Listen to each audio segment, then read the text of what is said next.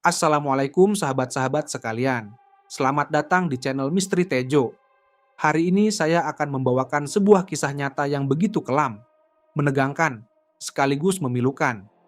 Kisah ini terjadi di salah satu tanah terindah di negeri kita, namun juga menyimpan luka yang dalam, Papua. Di balik pegunungan megah, hutan lebat, dan sungai-sungai yang membelah alam, tersimpan tragedi-tragedi yang mengguncang hati. Bukan sekadar berita di layar kaca, tetapi kenyataan pahit yang dialami oleh masyarakat yang hidup di sana setiap hari. Kita akan menelusuri jejak kelompok kriminal bersenjata yang selama bertahun-tahun menebar teror di tanah Papua. Mulai dari pembantaian pekerja jembatan Enduga yang membuat dunia terkejut, penembakan brutal di Nogolait yang menewaskan warga sipil tak berdosa, pembakaran sekolah yang memutus masa depan anak-anak, hingga serangan-serangan yang merenggut nyawa guru, tenaga medis, dan sopir yang hanya mencari nafkah. Semua akan kita ceritakan berdasarkan kisah nyata yang tercatat dalam sejarah kelam tanah ini. Bukan hanya itu, kita juga akan mengupas akar masalahnya. Dari sejarah munculnya kelompok bersenjata ini, ideologi yang mereka bawa, sampai bagaimana konflik panjang ini telah memengaruhi pendidikan, kesehatan, dan kehidupan sosial ekonomi masyarakat Papua. Tapi sebelum kita mulai, izinkan saya mengingatkan, ini bukan sekadar kisah biasa. Ada darah, air mata, dan penderitaan yang tercurah di setiap peristiwa. Setiap nama, setiap tempat yang akan saya sebut, memiliki cerita yang nyata dan meninggalkan luka yang belum sembuh hingga hari ini. Jadi pastikan sahabat semua duduk dengan tenang, dengarkan sampai akhir, dan rasakan bagaimana ketegangan itu membungkus setiap detik perjalanan kita malam ini. Semoga yang sudah like dan subscribe ke channel ini selalu diberikan kesehatan, dilancarkan rezekinya, dilunaskan semua hutangnya, dan dimudahkan segala urusannya. Amin ya Rabbal Alamin.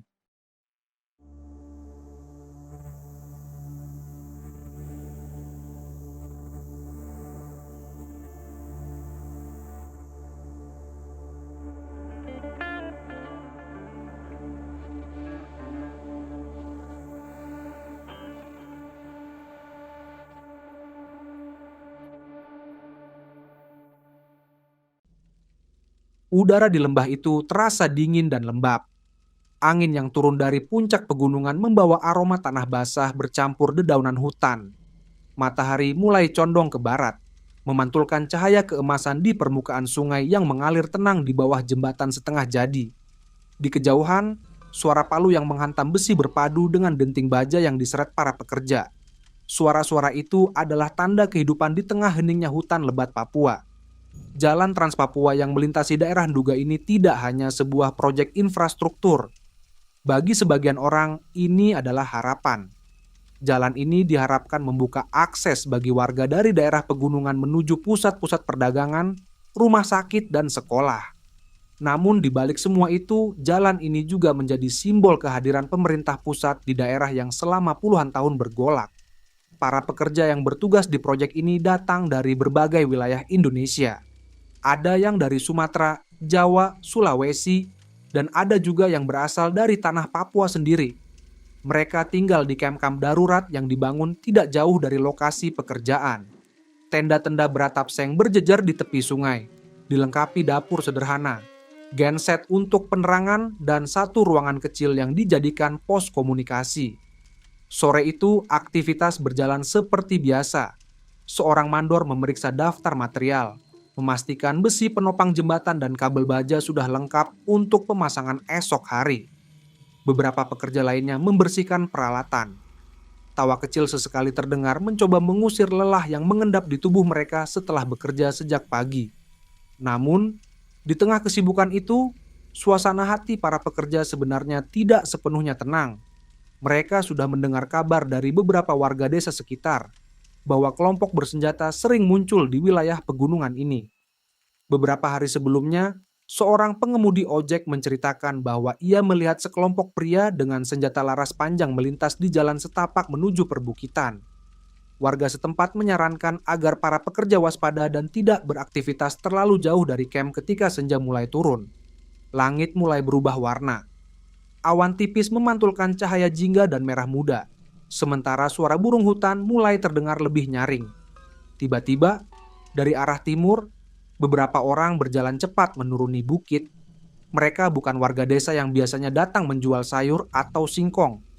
Tubuh mereka tegap, pakaian yang dikenakan sebagian berwarna gelap, sebagian lagi bercampur motif loreng. Di tangan mereka, benda panjang berkilat di bawah cahaya senja. Awalnya, para pekerja mengira itu adalah aparat yang sedang berpatroli. Namun langkah mereka terlalu cepat, dan cara mereka memegang senjata tidak seperti gaya tentara yang biasa lewat di daerah itu.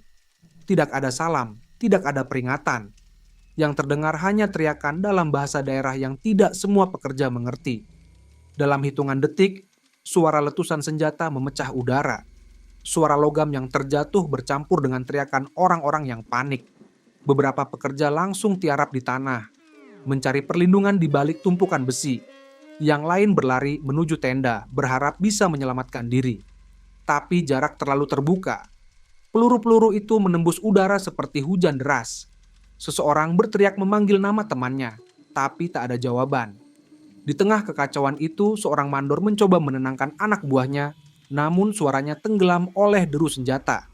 Suasana berubah menjadi mencekam. Debu tanah berterbangan dan aroma mesiu mulai memenuhi udara. Beberapa pekerja yang berhasil melarikan diri menyeberangi sungai, berharap bisa mencapai desa terdekat untuk mencari pertolongan. Namun di balik pepohonan, bayangan-bayangan bergerak cepat. Suara langkah di semak-semak menandakan bahwa kelompok bersenjata itu tidak hanya datang dari satu arah. Mereka mengepung. Sementara itu, di kamp pekerja, suara tangisan terdengar di antara tembakan. Para penyerang mulai mendekati tenda-tenda. Ada teriakan dalam bahasa daerah yang keras, seperti memerintahkan sesuatu. Sebagian pekerja yang tidak mengerti hanya bisa memeluk lutut mereka, berharap ini semua segera berakhir. Hening sejenak menggantung di udara. Lalu terdengar bunyi pintu seng yang didobrak. Barang-barang di dalam tenda berantakan. Peralatan kerja berserakan di tanah. Seorang pekerja berusaha bernegosiasi, mengangkat kedua tangannya. Namun ia langsung dibentak dengan laras senjata yang diarahkan ke dadanya. Malam mulai merambat, menutup segala yang terjadi di bawah cahaya remang bulan. Namun di balik gelap itu, tragedi sedang berlangsung. Berita tentang serangan ini tidak langsung sampai ke kota. Sinyal komunikasi di daerah ini lemah dan akses jalan darat terbatas. Keesokan paginya, seorang warga yang berhasil lolos dari lokasi kejadian menempuh perjalanan berjam-jam untuk memberi kabar kepada aparat di distrik terdekat. Ketika laporan resmi pertama keluar, jumlah korban masih simpang siur. Ada yang mengatakan puluhan pekerja tewas, ada juga yang menyebut sebagian besar disandera. Di kota-kota besar, kabar ini muncul sebagai breaking news. Gambar-gambar lokasi proyek yang sepi dan hancur mulai tersebar. Orang-orang mulai bertanya, siapa yang berada di balik serangan ini dan apa yang mereka inginkan. Disinilah awal dari bab panjang yang mengupas akar konflik di tanah Papua. Sebuah konflik yang tidak lahir dalam semalam, melainkan tumbuh dari sejarah panjang yang penuh luka, ketidakadilan, dan mimpi yang tak pernah tuntas. Dan di balik senja di jalan Trans Papua itu, kita mulai menyadari bahwa kisah ini jauh lebih rumit daripada sekadar serangan bersenjata. Ada cerita tentang identitas, tanah, dan masa depan yang dipertaruhkan. Tanah Papua adalah wilayah dengan kekayaan alam yang tiada tara. Hutan hujauannya membentang tanpa putus, pegunungan menjulang, dan sungai-sungai deras mengalir dari lembah ke pesisir. Di bawah tanahnya tersimpan emas, tembaga, dan mineral yang menjadi incaran dunia. Namun di balik keelokan ini, terdapat luka sejarah yang panjang, luka yang membentuk arus konflik hingga hari ini. Kisahnya bermula pada masa akhir penjajahan Belanda. Setelah Indonesia merdeka pada tahun 1945, Papua masih berada di bawah administrasi Belanda. Pemerintah Belanda berencana mempersiapkan Papua Barat untuk menjadi negara sendiri, lengkap dengan simbol-simbol kenegaraan, lagu kebangsaan, dan bendera. Namun Indonesia memandang wilayah itu sebagai bagian sah dari Republik sejak proklamasi. Ketegangan politik pun membesar, hingga pada tahun 1962, di bawah tekanan diplomasi internasional, Belanda menyerahkan administrasi Papua Barat kepada Perserikatan Bangsa-Bangsa melalui United Nations Temporary Executive Authority sebelum kemudian diserahkan kepada Indonesia pada tahun 1633. Bagi sebagian warga Papua, peralihan ini tidak pernah sepenuhnya diterima. Mereka menganggap prosesnya tidak mewakili suara rakyat. Hal itu memuncak pada penentuan pendapat rakyat tahun 1969 yang disebut pemerintah sebagai wujud demokrasi, namun oleh sebagian pihak dianggap penuh tekanan. Hanya sedikit perwakilan yang dilibatkan, dan hasilnya hampir 100% memilih bergabung dengan Indonesia. Dari titik inilah, rasa ketidakpercayaan mulai mengakar. Kelompok-kelompok pro kemerdekaan lahir di berbagai wilayah. Sebagian mengangkat senjata. Mereka menamakan diri Tentara Pembebasan Nasional Papua Barat, atau sering disebut sebagai kelompok bersenjata. Tujuan mereka jelas memperjuangkan kemerdekaan dari Indonesia.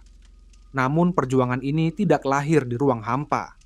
Di sepanjang jalan, terjadi berbagai kebijakan pembangunan yang mempengaruhi struktur sosial Papua. Program transmigrasi yang digulirkan sejak tahun 70-an membawa ribuan keluarga dari luar Papua ke tanah ini. Tujuannya untuk pemerataan penduduk dan pembangunan. Namun efek sampingnya adalah perubahan demografi yang cepat. Di kota-kota, warga pendatang mendominasi sektor perdagangan dan jasa. Warga asli merasa tersisih secara ekonomi, dan di banyak kasus mereka merasa kalah bersaing. Di sisi lain, proyek-proyek besar seperti tambang emas di Mimika menjadi sumber devisa negara. Namun pembagian manfaatnya sering dipertanyakan. Infrastruktur memang dibangun, namun sebagian besar terkonsentrasi di wilayah pesisir dan kota-kota besar. Daerah pegunungan, tempat mayoritas penduduk asli tinggal, masih tertinggal. Jalan rusak, sekolah minim, fasilitas kesehatan jauh. Kondisi ini membuat rasa frustrasi semakin menebal. Apalagi kehadiran aparat keamanan dalam jumlah besar seringkali memicu gesekan. Operasi keamanan di daerah rawan bentrokan kadang berujung pada pelanggaran hak asasi manusia. Banyak keluarga kehilangan anggota karena konflik, dan cerita-cerita itu menyebar dari mulut ke mulut, menambah luka kolektif. Bagi generasi muda Papua, cerita tentang leluhur mereka yang pernah mengibarkan bendera bintang kejora menjadi semacam identitas perlawanan. Bendera itu, meski dilarang secara hukum, terus menjadi simbol perjuangan bagi kelompok pro kemerdekaan. Lagu-lagu perjuangan, kisah pahlawan lokal, dan pengalaman pahit dalam interaksi dengan aparat, semua berpadu membentuk keyakinan bahwa kemerdekaan adalah jalan keluar. Namun tidak semua warga Papua memilih jalan kekerasan. Banyak yang berjuang lewat pendidikan, advokasi, dan dialog damai. Mereka ingin perubahan tanpa pertumpahan darah. Tetapi di medan pegunungan, kelompok-kelompok bersenjata tetap bertahan, berpindah dari satu pos ke pos lain, memanfaatkan medan yang sulit diakses. Jalan Trans Papua yang menjadi latar tragedi di Nduga adalah salah satu proyek yang memicu pro dan kontra. Pemerintah melihatnya sebagai langkah pemerataan pembangunan. Tetapi bagi sebagian kelompok bersenjata, jalan ini dianggap sebagai jalur masuknya kekuatan militer dan simbol kontrol negara atas wilayah mereka. Serangan terhadap pekerja proyek ini bukan hanya serangan acak, melainkan pesan politik. Situasi semakin kompleks karena tidak semua kelompok bersenjata memiliki tujuan dan cara yang sama. Ada yang fokus pada ideologi kemerdekaan. Ada pula yang terlibat dalam perebutan wilayah dan sumber daya. Sebagian terlibat dalam aksi kriminal seperti pemalakan, pembakaran fasilitas umum, atau penyanderaan demi mendapatkan uang tebusan. Di tengah semua ini, warga sipil menjadi pihak yang paling menderita. Mereka terjebak di antara dua pihak, aparat keamanan dan kelompok bersenjata. Anak-anak kehilangan kesempatan sekolah karena sekolah dibakar atau guru pergi mengungsi. Petani tidak bisa ke ladang karena takut terjebak baku tembak. Pedagang kesulitan membawa barang karena jalur distribusi terganggu. Konflik ini tidak pernah sederhana. Ia seperti simpul yang saling mengikat antara sejarah, politik, ekonomi, dan identitas. Membukanya membutuhkan kesabaran, keberanian, dan kemauan untuk mendengar semua suara. Namun selama peluru masih berbicara lebih keras daripada kata-kata, luka ini sulit untuk sembuh. Dan disinilah kita berdiri, Di tepi sebuah kisah yang akan membawa kita lebih dalam, mengenal para tokoh yang menggerakkan roda konflik dan peristiwa-peristiwa yang menjadi titik balik. Bab berikutnya akan membawa kita pada asal-usul kelompok bersenjata, ideologi mereka, dan tokoh-tokoh yang namanya kini menghantui berita-berita dari Papua. Jauh di jantung pegunungan Papua, tersembunyi di balik kabut tebal dan hutan lebat, terdapat kelompok-kelompok kecil yang bersatu oleh satu keyakinan. Mereka meyakini bahwa tanah ini adalah warisan leluhur yang tidak boleh dikendalikan oleh pihak luar. Dari keyakinan itu lahirlah organisasi-organisasi yang menolak kehadiran pemerintah pusat, yang dalam perkembangannya dikenal luas sebagai kelompok bersenjata. Kelompok ini berakar dari sejarah panjang penolakan terhadap integrasi Papua ke Indonesia. Sejak awal 60-an, benih-benih perlawanan sudah tumbuh di antara para pemuda yang kecewa dengan hasil penentuan pendapat rakyat tahun 1969. Awalnya, bentuk perlawanan lebih banyak dilakukan melalui protes politik dan simbol-simbol seperti bendera bintang kejora atau upacara adat yang memuat pesan kemerdekaan. Namun seiring waktu, jalur damai dianggap tidak lagi memadai oleh sebagian pihak. Pada dekade 70-an, sejumlah tokoh yang pernah terlibat dalam aksi politik mulai mengorganisir perlawanan bersenjata di wilayah pedalaman. Medan Papua yang sulit dijangkau menjadi keuntungan besar. Pegunungan, hutan tropis, dan minimnya infrastruktur membuat aparat sulit mengakses daerah basis mereka. Persenjataan awal sangat terbatas, sebagian besar hanya senjata rakitan atau peninggalan lama. Tetapi itu cukup untuk memulai serangan kecil terhadap pos-pos terpencil. Seiring waktu, kelompok-kelompok kecil ini mulai membentuk jaringan yang lebih luas. Mereka menyebut diri sebagai Tentara Pembebasan Nasional Papua Barat, sebuah sayap militer yang mengklaim berjuang di bawah organisasi Papua Merdeka. Meskipun menggunakan nama besar, struktur organisasi mereka tidak sepenuhnya terpusat. Setiap wilayah memiliki komandan lapangan sendiri yang memimpin sesuai kondisi dan strategi lokal. Salah satu nama yang belakangan sering disebut adalah Egyanus Kogoya. Lahir di daerah Pegunungan Enduga, ia tumbuh di tengah suasana konflik yang terus-menerus. Cerita-cerita tentang baku tembak, operasi keamanan, dan pengungsian menjadi bagian dari masa kecilnya.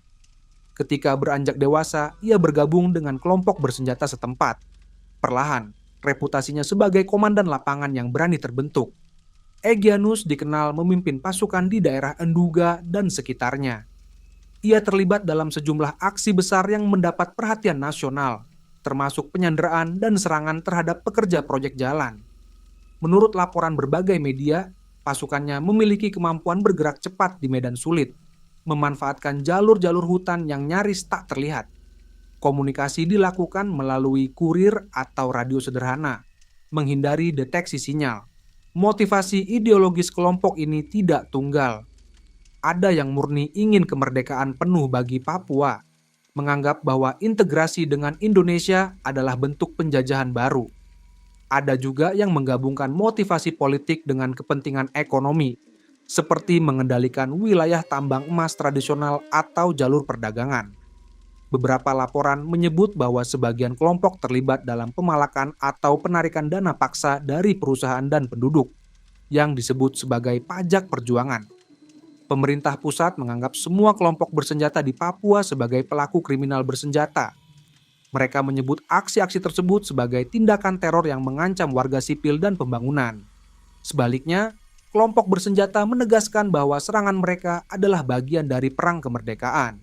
Dan target mereka adalah simbol-simbol kehadiran negara seperti proyek infrastruktur, pos keamanan, atau aparat. Namun kenyataannya, seringkali warga sipil menjadi korban.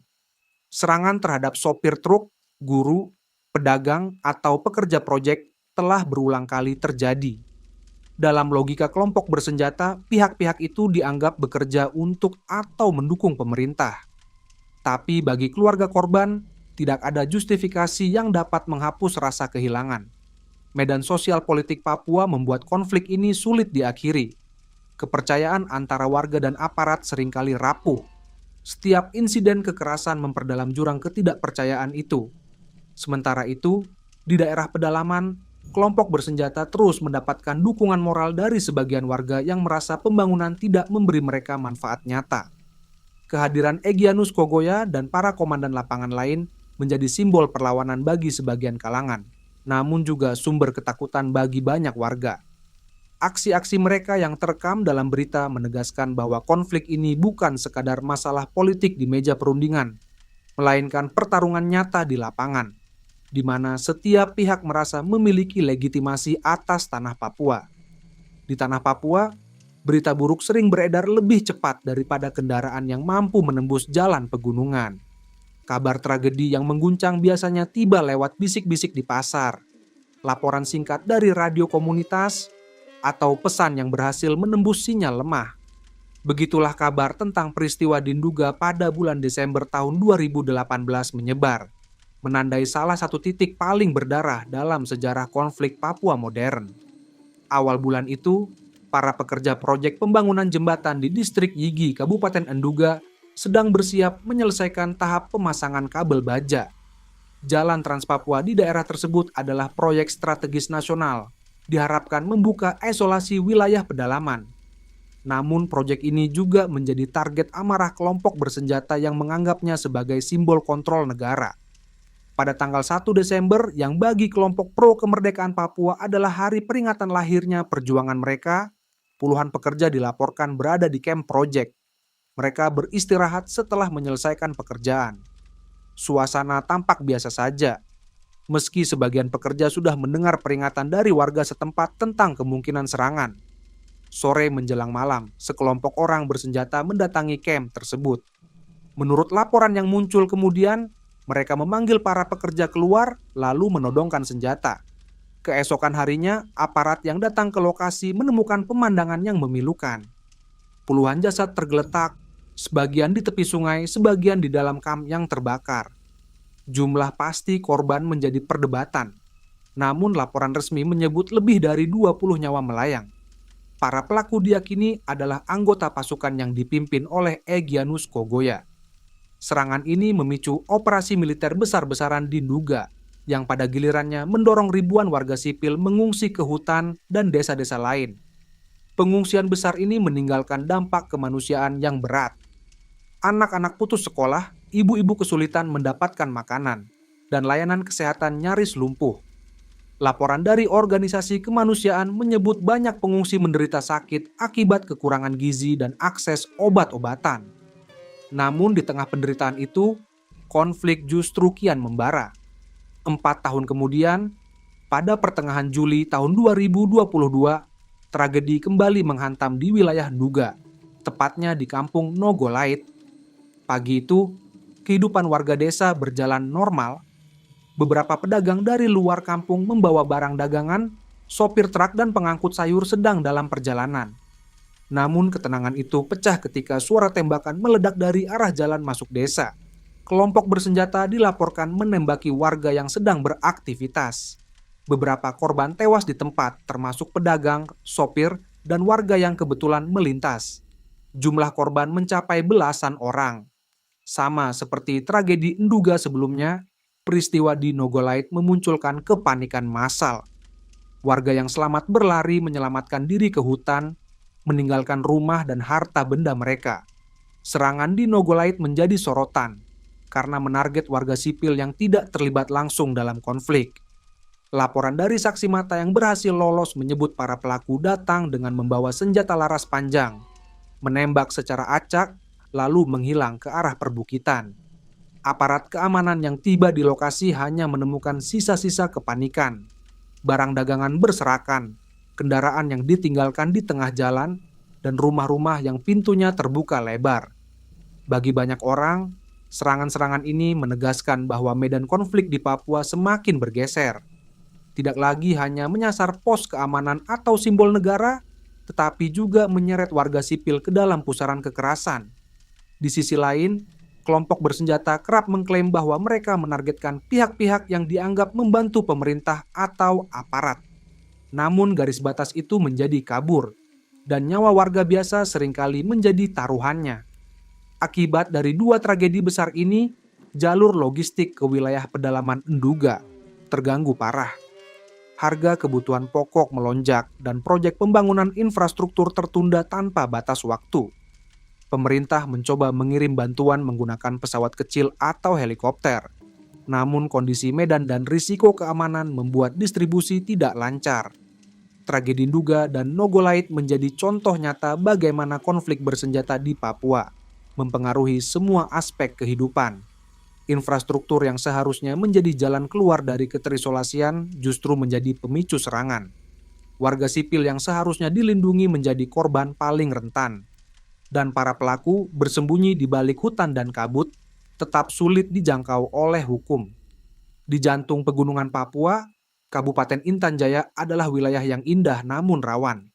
Lembah hijau yang dikelilingi tebing batu, udara dingin yang menusuk, dan jalan-jalan setapak yang seakan menguji kesabaran setiap pendatang. Namun di balik keindahan itu, sejak awal dekade 2020-an, Intan Jaya menjadi salah satu titik paling panas dalam peta konflik Papua. Awal tahun 2022, sebuah peristiwa mengejutkan mencuat dari distrik Sugapa, Intan Jaya. Sebuah sekolah dasar dan fasilitas pendidikan di wilayah itu dibakar oleh sekelompok orang bersenjata. Api berkobar di tengah malam, melahap ruang kelas, meja belajar, buku-buku, dan papan tulis yang selama ini menjadi satu-satunya sumber pendidikan anak-anak di daerah tersebut. Kebakaran itu bukan sekadar kerusakan fisik. Di daerah terpencil seperti Intan Jaya, membangun sekolah baru memerlukan waktu bertahun-tahun dan biaya besar. Para guru kontrak yang bertugas di sana terpaksa meninggalkan lokasi demi keselamatan mereka.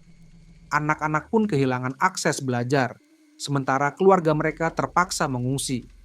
Menurut keterangan yang beredar, pembakaran sekolah ini dipicu oleh dugaan bahwa fasilitas tersebut digunakan oleh aparat keamanan sebagai pos sementara. Namun bagi warga, terlepas dari alasan dibaliknya, dampaknya tetap sama. Masa depan pendidikan anak-anak kembali suram. Beberapa bulan kemudian, di Kabupaten Puncak, kekerasan kembali memuncak. Puncak, dengan ibu kotanya Ilaga, adalah wilayah strategis karena menjadi jalur penghubung beberapa kabupaten di Pegunungan Tengah Papua. Pada tahun 2022, serangkaian penembakan dan pembakaran rumah warga mengguncang daerah ini. Salah satu kejadian paling diingat adalah penembakan warga sipil di Kampung Jenggerpaga. Menurut saksi mata, kelompok bersenjata mendatangi pemukiman dan menembak secara membabi buta. Setelah itu, mereka membakar sejumlah rumah dan kios. Api menyala di malam hari, terlihat dari kejauhan seperti bara yang memakan seluruh desa. Penduduk yang berhasil selamat melarikan diri ke hutan, meninggalkan rumah yang telah mereka bangun bertahun-tahun. Sebagian dari mereka terpaksa menginap berhari-hari di tempat terbuka tanpa makanan yang cukup, hanya mengandalkan bantuan seadanya dari tetangga atau kerabat di kampung lain. Kekerasan di Puncak juga menyasar tenaga kesehatan dan guru. Beberapa kasus menunjukkan bahwa orang-orang yang dianggap dekat dengan pihak keamanan menjadi target. Namun di daerah terpencil, hubungan seperti itu sulit dihindari. Guru yang mengajar di sekolah negeri, perawat di puskesmas, atau pekerja logistik yang mengantar bahan pangan, semuanya secara tidak langsung bersinggungan dengan proyek atau fasilitas pemerintah. Kondisi ini menciptakan dilema besar bagi warga. Di satu sisi, mereka membutuhkan layanan dasar seperti pendidikan dan kesehatan. Di sisi lain, keberadaan layanan tersebut sering menarik perhatian kelompok bersenjata yang menganggapnya sebagai simbol campur tangan negara. Dalam banyak wawancara yang dilakukan oleh media dan organisasi kemanusiaan, warga mengaku hidup dalam ketakutan terus-menerus. Malam hari adalah waktu paling menegangkan. Setiap suara langkah kaki atau derit pintu bisa memicu kepanikan. Anak-anak belajar untuk mengenali bunyi tembakan dan cara bersembunyi di semak atau parit. Serangan-serangan di Intan Jaya dan Puncak juga berdampak pada roda ekonomi lokal. Pasar-pasar menjadi sepi, harga barang melonjak, dan pedagang dari luar daerah enggan datang. Karena khawatir keselamatan mereka terancam, jalur transportasi udara menjadi satu-satunya cara aman membawa logistik. Namun biaya tinggi membuat sebagian besar warga tidak mampu membeli kebutuhan pokok.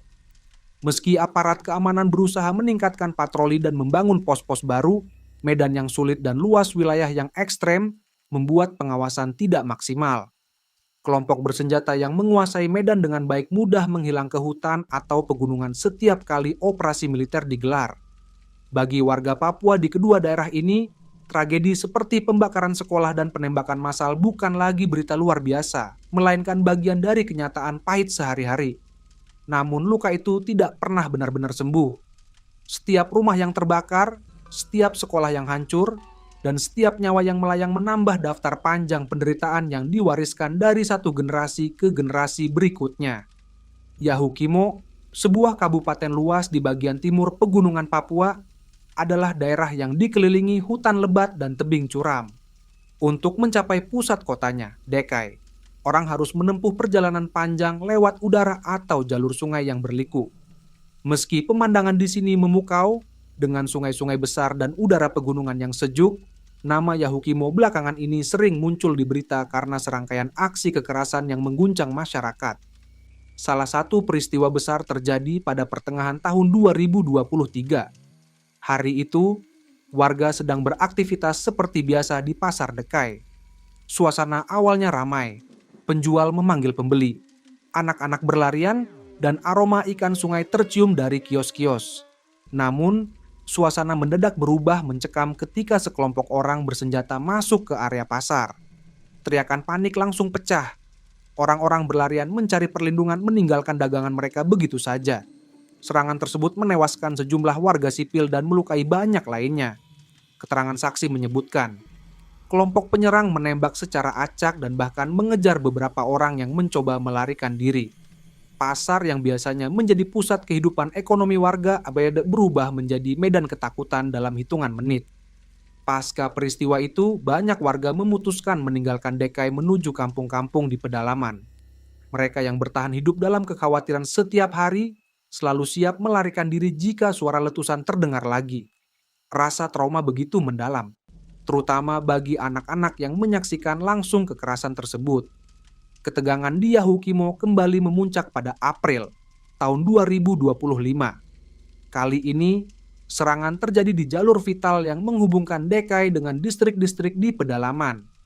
Konvoi truk logistik yang membawa bahan makanan dan barang kebutuhan pokok dicegat oleh kelompok bersenjata. Dalam insiden itu, sejumlah sopir truk menjadi korban. Barang-barang yang dibawa dibakar di tengah jalan, meninggalkan tumpukan abu dan logam hangus sebagai saksi bisu kekejaman tersebut. Serangan April 2025 tidak hanya menghentikan distribusi barang, tetapi juga melumpuhkan ekonomi lokal.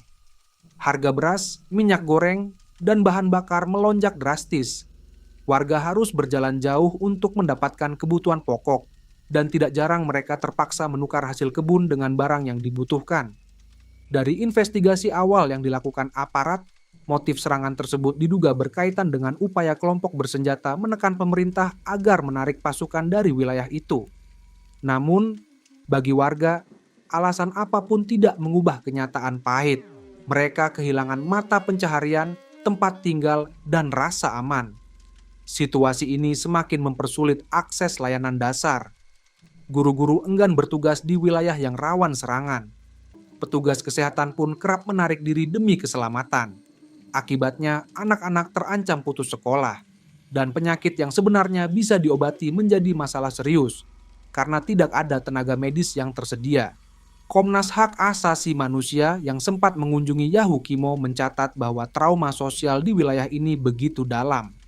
Banyak warga mengalami gejala stres pasca trauma, seperti sulit tidur, mudah kaget, dan selalu merasa diawasi. Anak-anak yang seharusnya bermain bebas justru tumbuh dalam ketakutan. Terbiasa menghafal rute pelarian setiap kali mendengar suara mencurigakan. Bagi masyarakat Yahukimo, hidup kini seperti berjalan di atas tali tipis. Setiap hari bisa menjadi awal dari tragedi baru. Konflik ini tidak hanya merenggut nyawa, tetapi juga mengikis perlahan harapan akan masa depan yang damai. Papua, tanah dengan hutan lebat dan pegunungan yang megah, kini menyimpan luka yang dalam. Luka ini bukan sekadar akibat dari deru peluru atau letusan senjata, tetapi juga akibat runtuhnya rasa aman yang menjadi fondasi kehidupan. Setiap tragedi yang terjadi dalam beberapa dekade terakhir meninggalkan jejak yang sulit dihapus, membentuk lingkaran penderitaan yang terus berputar di banyak daerah, dari Nduga, Yahukimo, Intan Jaya, hingga Puncak. Salah satu dampak paling terasa adalah trauma sosial. Di desa-desa yang pernah menjadi lokasi serangan, suasana malam selalu dipenuhi kecemasan. Anak-anak tumbuh dengan ingatan tentang bunyi letusan senjata dan teriakan orang-orang yang berlarian mencari perlindungan. Orang tua mereka yang dulunya bekerja di ladang atau pasar tanpa rasa takut, kini selalu waspada. Sebagian besar keluarga menyimpan tas darurat berisi pakaian dan sedikit makanan, siap dibawa kapan saja jika keadaan mendesak. Di bidang pendidikan, kekerasan telah memutus rantai belajar banyak generasi muda.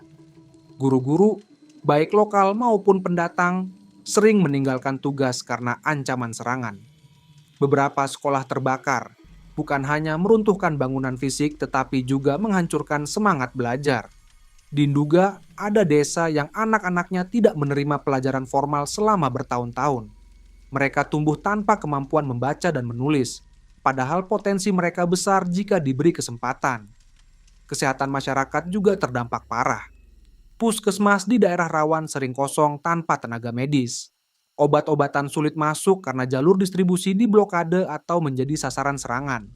Banyak penyakit yang sebenarnya bisa diobati menjadi mematikan hanya karena tidak ada pertolongan tepat waktu. Ibu hamil kerap melahirkan tanpa bantuan bidan dan bayi lahir dengan risiko tinggi. Ekonomi lokal tak kalah terpukul. Di daerah seperti Yahukimo atau Intan Jaya, perdagangan terhenti setiap kali konflik meletus. Harga kebutuhan pokok melonjak drastis. Para petani tidak bisa menjual hasil kebun mereka, sementara barang-barang dari luar daerah sulit masuk.